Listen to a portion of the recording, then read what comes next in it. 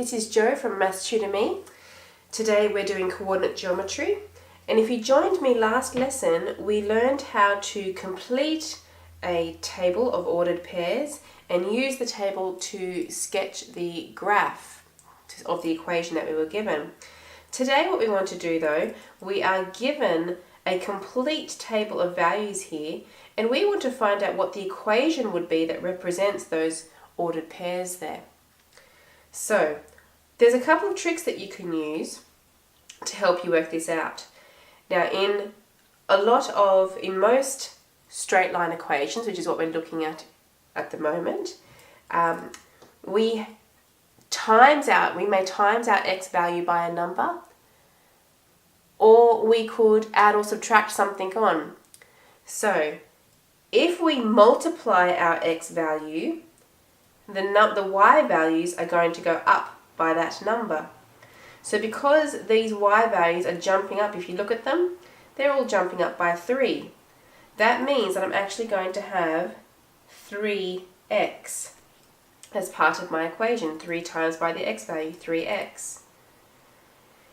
And whatever number is underneath the 0 is the number that you would add, or in some cases subtract, off of that.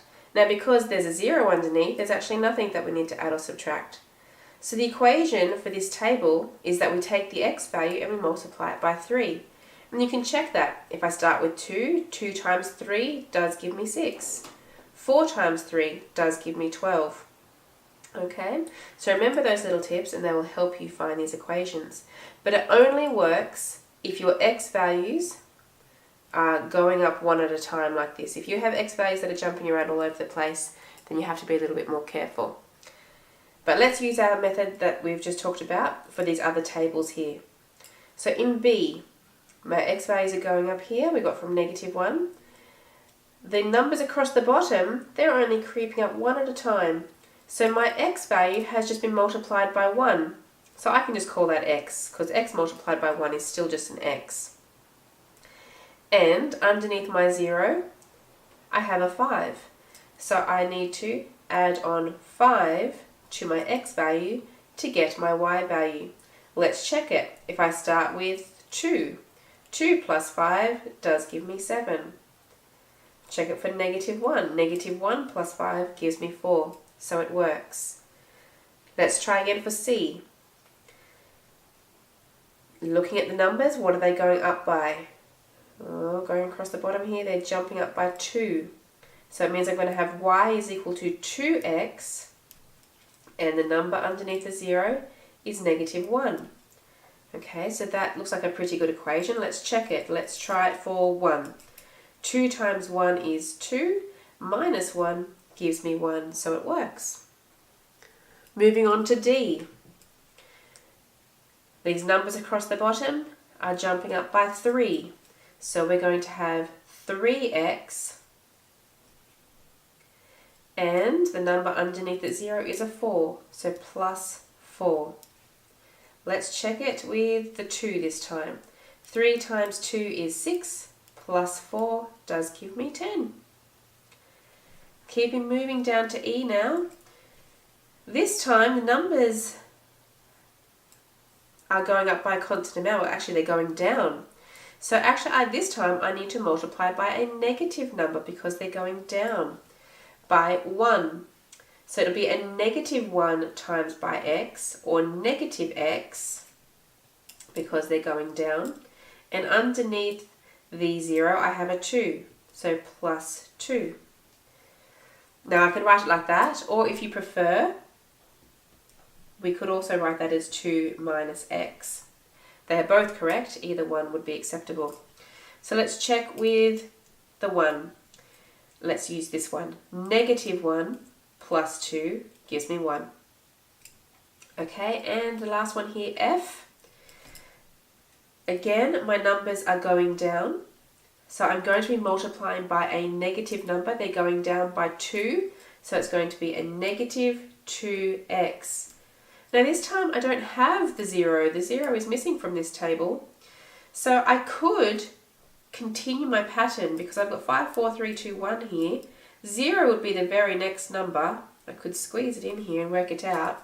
If these are all going down by 2 this way, we could go up by 2's going this way, and my next one would be 3. Okay, so underneath the 0 is a 3, so I need to plus 3. Let's check that it works. Let's use the 4. Minus 2 times 4 is negative 8, plus 3 gives me negative 5, which is correct. Okay, it's time for you to practice. See if you can do exactly what I've just shown you. Pause the video and try these questions here. Alright, let's go through the answers. Question 1.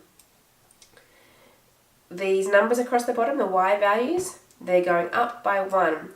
So it's going to be 1 times x, which is just x. And underneath the 0 we have a negative 3, minus 3. It's always important to check your answer. Let's go with the 4. 4 minus 3 gives 1. Okay, let's go to 2. Numbers across the bottom are jumping up by 8. No, they're not. Sorry, they're jumping up by 4. So it's going to be 4x. And underneath the 0, we have a 0. So plus 0, we just need to leave that blank. Let's check it with the 1. 4 times 1 is 4. Question 3, the numbers across here, they're going down. So we actually need to multiply by a negative number, which is negative 2x. And underneath the 0 is 0, so we don't need to add anything on. Negative 2 times negative 2 gives a positive 4. So we have the right answer. Let's go to number 4. The numbers across the bottom are going up by 2, so we will times by 2x. Underneath the 0 we have a 3, so plus 3. Let's check with the 2. 2 times 2 is 4, plus 3 does give 7. Question 5. These numbers are going up. They're going up by 5, so we need to have 5x. And underneath the 0 we have negative 1. Let's check it with a negative number this time. So let's go 5 times negative 1 is negative 5 minus another 1 gives minus 6. And last one, question 6. These numbers are getting smaller. They're going down by 1. So we need to have a negative 1 times x, or negative x.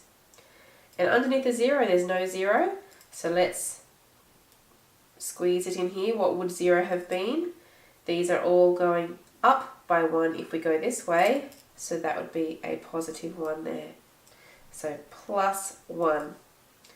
So 4, negative 4, because the negative here, negative 4 plus 1 will give you a negative 3. So hopefully you got all those answers.